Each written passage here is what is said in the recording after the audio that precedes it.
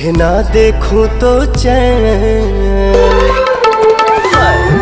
तुझे ना देखूं तो चैन मुझे आता नहीं है। एक तेरे सिवा कोई और मुझे भाता नहीं है।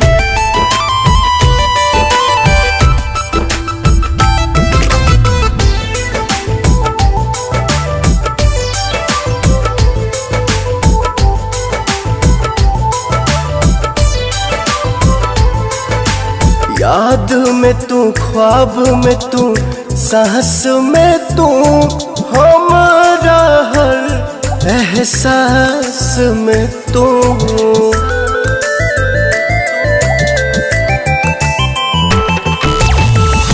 ऐसे न मीठी मीठी बोलिया से गोलियां दागल करा, बन के चकोरा मोरा पीछे पीछे बाबू जनी रागल करा। दिल के हाल का बा अब कहता नहीं, तुझे ना देखूं तो चैन,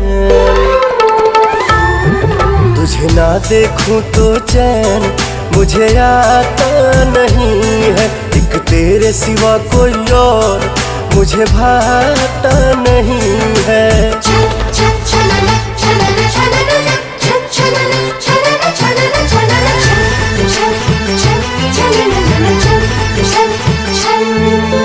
खाके कसम कहिले हम तोहरा बिना, दूर अब रासन पवन रहे ना।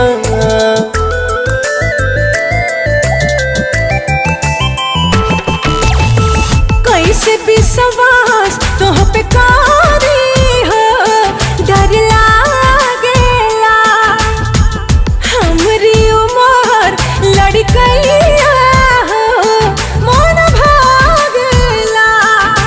प्यार में केहू ऐसे तड़पाता नहीं, तुझे ना देखूं तो चैन, तुझे ना देखूं तो चैन मुझे आता नहीं है। एक तेरे सिवा कोई और मुझे भाता नहीं है।